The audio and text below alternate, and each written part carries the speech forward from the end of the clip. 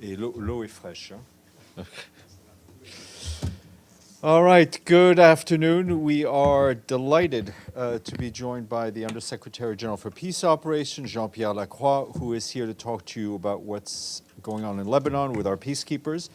Jean-Pierre will have some opening remarks, and then he will take some questions. Please, Jean-Pierre, welcome. Thank you very much, Steph, and very good afternoon to all of you. So as indicated by Steph, I will start by a number of opening remarks. First, of course, I will echo the words of our Secretary General in expressing our alarm at the current escalation in southern Lebanon, obviously also at the impact on the civilian population. And I will also echo the calls for the cessation of hostilities and a return to the negotiating table. Now, about UNIFIL. UNIFIL peacekeepers continue to do their best to implement their Security Council mandate in obviously very difficult conditions. It's heartening to hear expressions of support from to UNIFIL yesterday at the Security Council by the overwhelming majority of member states, all the member states of the Council. And of course, you also heard the expression of support to UNIFIL by the Secretary General. I think it's important to emphasize that on support to the Secretary General, on support to UNIFIL, there was unity of the Council, which is, as you know, otherwise divided on so many other issues. UNIFIL peacekeepers feel duty-bound to continue. They feel duty-bound to the mandate given to them by the Security Council. They obviously also feel duty-bound to the population of southern Lebanon.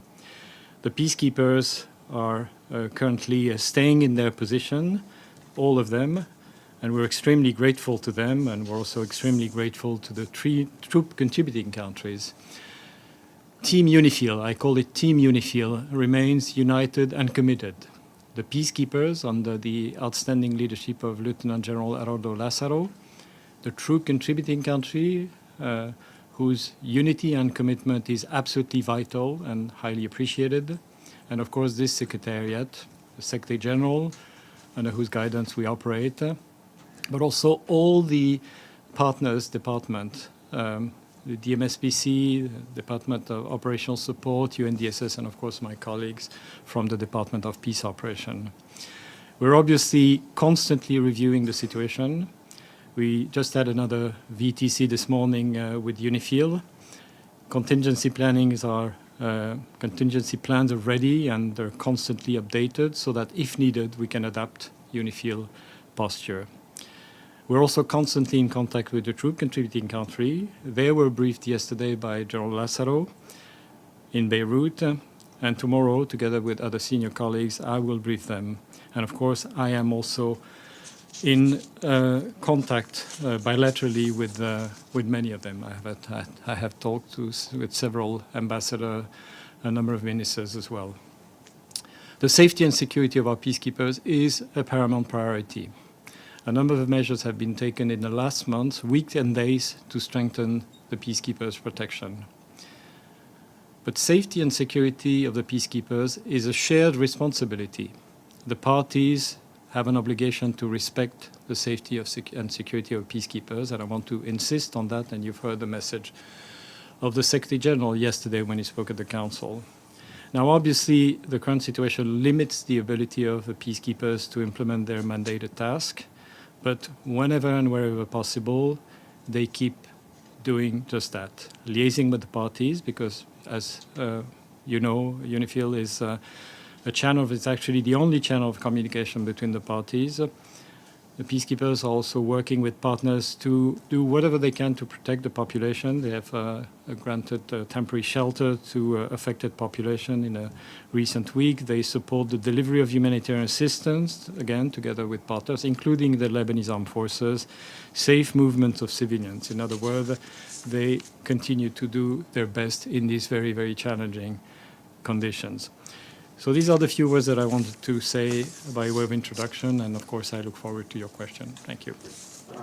Thank you. Gabriel? Thank you, Mr. Undersecretary General. Gabriel Zondo from Al Jazeera English. A couple of questions. What is your communication like with the Israeli military?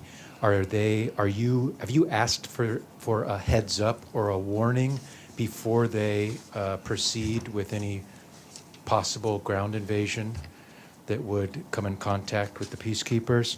And second question is, you said that contingency plans are ready. What is the contingency plan? Maybe Thank I you. can take a couple of questions, like 2 or 3. Or If you could What- do one-on-one. all right, okay. They Yeah, get very okay. grumpy if you don't do that. You're the boss. Okay. All right. Well, UNIFIL is communicated with all the parties. Of course, that includes the IDF. It's very important. We have a contact at the level of the force commander, General Lazaro, and we also have a liaison branch. And just this morning, the force commander was telling me that actually this liaison branch was active. Contingency planning. Well, I don't think it would be wise for me to go into the details of those, but we've been working very hard on several scenarios. I should say that we've been also working on the good scenarios. In other words, if, of course, we hope for cessation of hostilities, what could be the role in that positive scenarios. Obviously, we've been preparing several scenarios in case of deterioration, all the way through the worst possible scenario, which would lead, hopefully not to partial or total evacuation. So, and I can tell you that we are reviewing those contingency planning very, very regularly. Maggie, Benny, then Nabil. Hello, Mr. Lacroix, it's Margaret.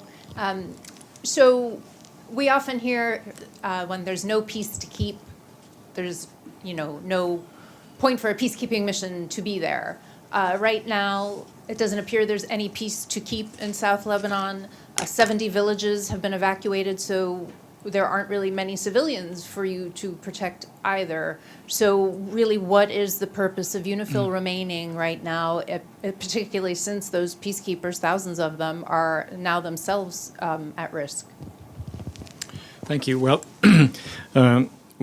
first of all, we have a mandate from the Security Council, as I was just saying. I mean, we all of us feel that we have to do our best to keep delivering on what UNIFIL has been mandated for in the Security Council. So we have a responsibility vis-à-vis the Security Council. We also have a responsibility to Lebanon and the population of Lebanon.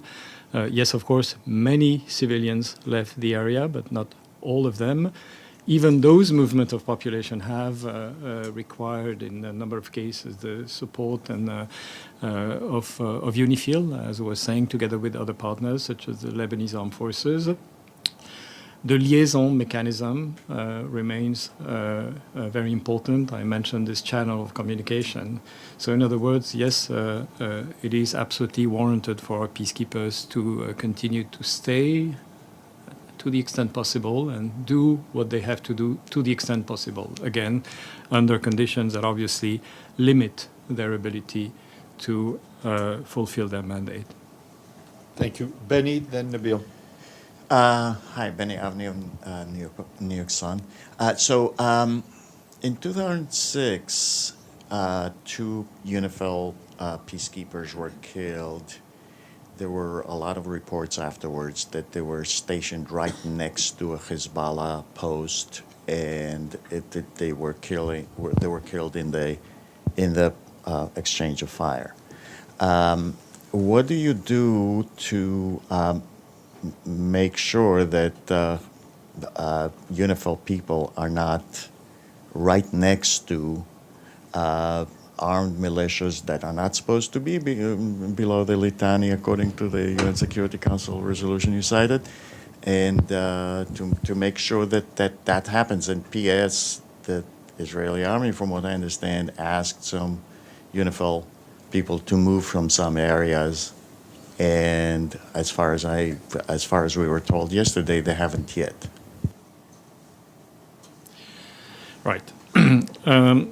First of all, I would repeat that protecting the safety and security of our peacekeepers is a responsibility to all parties. And I think it's a message that is very important to insist on. And We also rely on our partners, on the member state, on the Security Council to also relay that important message, which, by the way, they do. Second, the liaison mechanism. Well, this is exactly what enables us to talk to the parties and to convey to them messages to that effect, that they have that responsibility. Their obligation really is to protect the safety and security of peacekeepers. Yes, the peacekeepers are currently staying in all the positions. This is a decision that we've made after thorough consideration of all the elements, including the safety and security of our peacekeepers, but also the responsibility we have in regard to the mandate and the population. Now, I will repeat that we keep reviewing those plans very, very regularly. Like I say, just another meeting this morning, the VTC with UNIFIL, constant interaction with them, and of course we'll keep doing that. Just to follow up, please, one follow-up. When you say they remain in all the positions, I've been to that area and I've seen Hezbollah people stationed right next to UNIFIL positions. Are you concerned about that? That's the question I ask. Yes, the parties should not put the peacekeepers at risk, absolutely.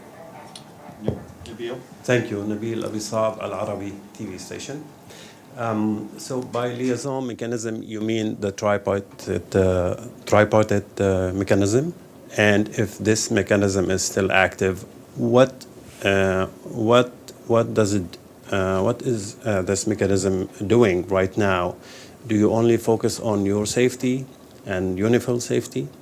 And my second question, do you feel any impact now that there is an American and French initiative for a 21 days ceasefire? Do you see any impact of this initiative on the ground? And if yes, how can you explain? And my last question, the SG said in the Security Council that he wonders if what remains of the framework of 1701. So what remains of this framework, in your opinion? As far as the liaison is concerned, I mean, the tripartite mechanism currently is not operating. Obviously, we hope that it will be able to resume, but right now, by liaison, I mean, on the one hand, the interaction between the force commander and counterparts, including from the IDF, obviously on the other side as well, Lebanese side, and also what I call the liaison branch, which is essentially liaison officers that keep sort of interacting with their counterpart on both sides. So this is really, and it's happening not only every single, it's happening every single hour, really. Well, obviously, on the second question, we absolutely support all diplomatic efforts. We have been supporting, as you heard from the Secretary General, the initiative aiming at 21-day ceasefire. So anything that can bring an end to the hostilities is, of course, warmly and totally supported by the United Nations. 1701, well, I think the Secretary General essentially meant that 1701 needs to be implemented. It is and remains the political framework for a settlement between Lebanon and Israel, and I think it's worth noting that it's a political framework that is accepted by both parties. The question is, it needs to be implemented. Thank you. Augusta and Deji, if you could limit the number of your questions, that would be appreciated. Thank you. Thank you so much for the briefing. Augusta Saraiva with Bloomberg News. And I actually have a follow-up to something the Secretary General said yesterday. He said that Israel actually asked UNIFIL to move its troops. So I just wanted to clarify, was that in relation to the specific ground incursion, or was that more generally? Was that a broader request for UNIFIL to step aside? And then if you could share with us a little bit about some of the thought process that went into making that decision to stay put. Thank you.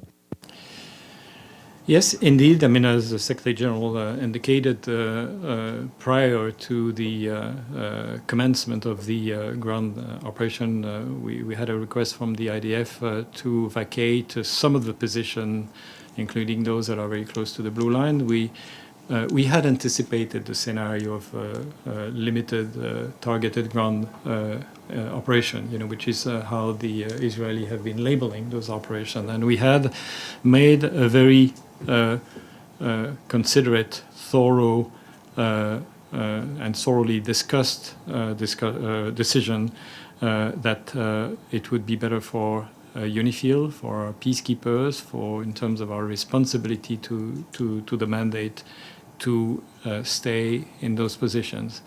Now, like I say, we keep reviewing where we are, the safety and security situation, all relevant elements. Thank you. Sorry. Deji. Hi, Mr. Lacroix, Shudojo with China Central Television. Two questions. First, we know there were incidents surrounding the UNIFIL camps happened, but after what the IDF called limited ground operation, do you aware of any incidents that happened surrounding the UNIFIL camps? And secondly, you just mentioned there might be partial or full evacuation from the locations, the camps. Can you share, like, in what standards, if they met, if the situation met, you will do that? Thank you. Right. After the ground operation, I think that was your question. There were a few, not incident, but issues, I would call them, and I won't go into the detail, but the liaison mechanism was, I believe, effective in addressing those issues.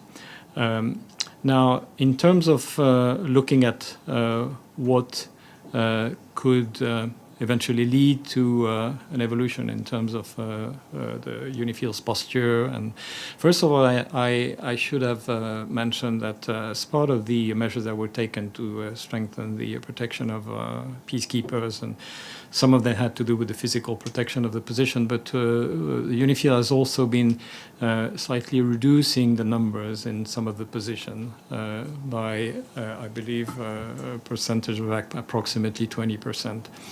Now, in terms of further sort of possible moves, and again, nothing has been changed at this stage.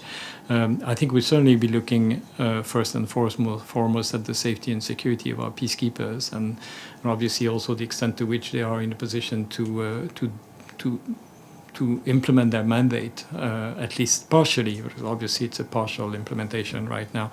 But key factor, paramount criteria is safety and security of our peacekeepers. Paolo, Michelle, and then Tony.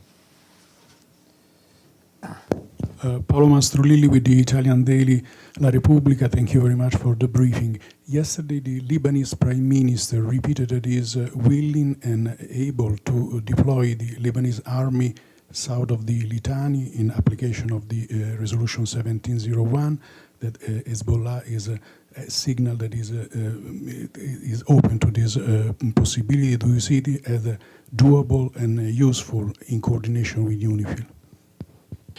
Thank you very much.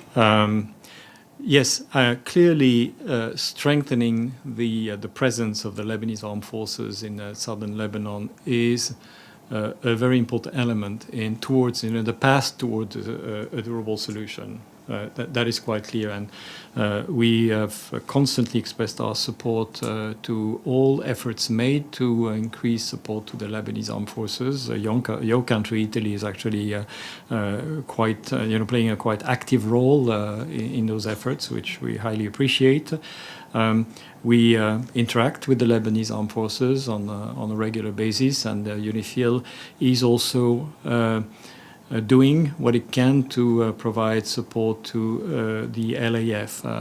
Of course, right now, I assume that it's probably not very easy to continue what we've started doing, which was resuming supply in terms of fuel and rations. But anything that can be done to support the LAF and its the increase in its presence in the south of Lebanon is critically important and a vital element in towards a political solution. We'll go online. Michelle Nichols. Michelle? Thanks, Ms. Lacroix, for the briefing. Just to clarify, you mentioned that the liaison channel was helpful in dealing with some issues just after the ground incursion started.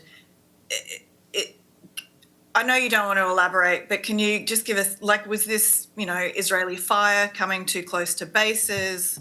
What was it, threat to life for peacekeepers? Just any further detail would be appreciated. And just, a basic question, I guess, as these clashes appear to intensify, at what point can UN peacekeepers shoot back? All right. Well, obviously, one of the main added value of the liaison in those days is actually to prevent and deal with possible incident that would have the potential of affecting the safety and security of our peacekeepers. There are other activities that require liaison. Any movement now that UNIFIL would be making, obviously, would need to be addressed with the support of the liaison mechanism. So this is really the role of the liaison mechanism at this stage. Again, very important in terms of how we deal with those enhanced threats to the safety and security of our peacekeepers. Now, in terms of your second question, essentially I will repeat what I've told you, which is that we have a constant mechanism of looking at how the overall situation evolves on the ground. What are the implications in terms of the safety and security of our peacekeepers against primary concern? What are the other implications which we're kind of factoring in terms of assessing where do we go from here? And there's a whole lot of elements that we are looking at. But again, safety and security of our peacekeepers is absolutely paramount. Now, it's not mechanical. These are very human decisions. So I cannot tell you, if we have A, B, C, and D, and F, we'll be going from 1 to 2. It's very interactive. Working with the UNIFIL, working with DPO and other relevant partners, support, security, and all this. Thank you. We're going to stay on screen. Iftikhar Ali, go ahead. Go ahead, Iftikhar. Thank you, Steph. My question has been asked, but Mr. Under Secretary General, I was wondering that in a situation of war, unpredictable things can happen, like a full-scale invasion across the border into Lebanon. Is UNIFIL ready for such an eventuality? Yes, you're right. It's very difficult to predict exactly how the situation will evolve. What I can tell you, again, is that we have contingency plans, not one, but many, depending on various hypotheses in terms of how the situation could evolve, and that we are constantly looking not only at the evolution of the situation, but also at those plans themselves. This is really what I can tell you. So yes, UNIFIL is prepared, of course, against the backdrop, against an environment where it's very difficult to assess exactly how things will evolve. Thank you. We're going to start to wrap up. Tony, Stefano, and then your neighbor. Please, Tony. Thank you. Tony Nadaf, Al Hurra TV here. Thank you, Monsieur Lacroix. You mentioned that, first of all, my first question, would it be possible to get like a specific number on the peacekeepers present today on the borders with Israel, between Lebanon and Israel? And also, you mentioned there's, like in some villages in the south of Lebanon, there's still people there. Can you elaborate a little bit more on the role that you are playing and with those communities who are still there and trying to survive? Right. So, thanks God, I was provided with the exact numbers of peacekeepers today in southern Lebanon, or UNIFIL. 10,058 is the number that I have, a total number of UNIFIL peacekeepers. In terms of the support to the civilian populations, first of all, there is this support in terms of, you know, that UNIFIL has been carrying out a number of projects in support of the population with the municipalities, with the civil society. Over the last month, really, I mean, essentially since the beginning of these exchange of fires, the focus has really been on supporting humanitarian assistance, and this has been increasingly the case, and this is still what the peacekeepers are trying to do. Of course, not alone. I mentioned the Lebanese Armed Forces, the humanitarian partners, the NGOs. There have been movement of people even recently, and there continues to be, and that of course also needs to be supported for the purpose of making sure that those people will be protected. And there again, our UNIFIL peacekeepers are playing a role as much as possible, of course, and by deconflicting and working with other partners, including the Lebanese Armed Forces. And I also mentioned that on occasion, but that was a few weeks ago, then there was temporary shelter in some of the UN position to a civilian population. I think whether that can happen again, of course, it's very much to our UNIFIL colleagues to look at particular situation. But just to say that, you know, we keep doing these things for the purpose of supporting the affected populations. Stefano? Thank you very much. Stefano Vaccara, la voce di New York, Ital Press Agency. The Italian foreign minister today on the during question time at the Senate, he says the diplomatic solution also revolves around strengthening the operational capacity of UNIFIL, which must be put in a position to fully carry out its mandate, but it's not up to us to make this decision. It depends on the United Nations.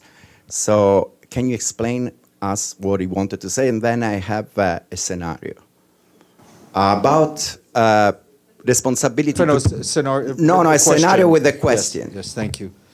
Blue helmets, okay, are there, and there is a fight between the Israeli troops and Hezbollah, and some civilians are caught in the middle, and they call somehow the blue helmets to say, please come to rescue, we are dying. What are the rules of engagement? Can they call and help them? All right. To your second question, you know, I think, and I'm sure that the peacekeepers would do everything in their power to protect the population. I'm not going to go into micromanaging exactly how and what, and you know whether they will, because that is very much for them to assess, you know, what they can do. But this is really their mindset. Your first question, well, of course, it's not for me to comment on or to interpret what the Italian ministers have said, but I think that first of all, there has to be a political will to implement Resolution 1701. I mean, that is critical. Resolution 1701 is and continues to be a framework for solution accepted by both parties. They're all committed to, you know, at least they profess they're committed to implement 1701. So how to get from where we are, which is a terrible situation, risk of escalation, towards returning to the negotiating table and finding a path towards implementation of 1701. Then UNIFIL is a tool to assist that process of implementation of 1701. I keep saying that it's not for UNIFIL to implement 1701. It's certainly not for UNIFIL to enforce the implementation of 1701, as we sometimes heard. It's for UNIFIL to support implementation by the parties. Now, if we get to that stage, which we hope we will get, then, of course, we will have to think with the members of Security Council, with UNIFIL, with all the stakeholders in terms of how UNIFIL can be adapted to play that role. And of course, as I indicated, we've been looking at a number of avenues for what I call the positive scenario. But right now, I think that the priority is really to step up the calls and the diplomatic efforts to make sure that that diplomatic path will be privileged over escalation. Just a quick follow-up as a question. Who is exactly the commander-in-chief, the ultimate commander-in-chief of the Blue Helmets? I mean, who is the last one to decide what the Blue Helmets in a situation of emergency can do and cannot do? Well, we have a very clear chain of command. Force commander is responsible for everything UNIFIL does. And then we have this headquarters, the Department of Peace Operation, and on top of all of us, our Secretary General.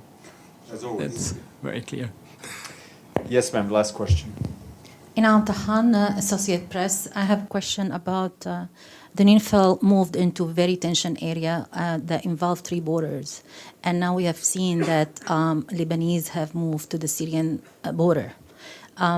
Is UNIFIL going to help the population that moved from Lebanon to Syria's border?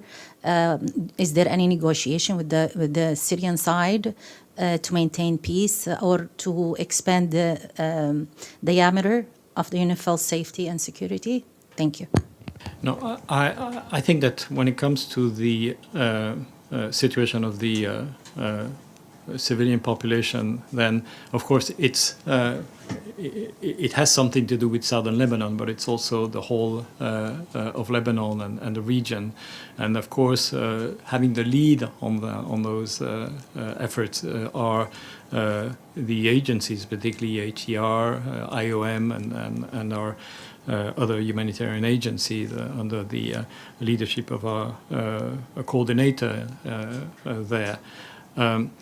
Now, and if I, understand correctly exactly what these movements have been, from Lebanon to Syria, that is essentially not happening in the area of operation of UNIFIL. Now, if UNIFIL is called upon and is in a position to, again, protect those civilians that are on the move, then obviously they will try to do their best. But I think that most of these movements really happen beyond the UNIFIL area of operation. And our agencies, our colleagues are doing a fantastic job. By the way, the funding is insufficient, so I take this opportunity. It's beyond, of course, my pay grade or my area of responsibility, but certainly to renew the call for an increase in funding of these very critical humanitarian efforts. Thank you very much. Jean-Pierre, thank you very much. Thank you. And come back soon. Thank you.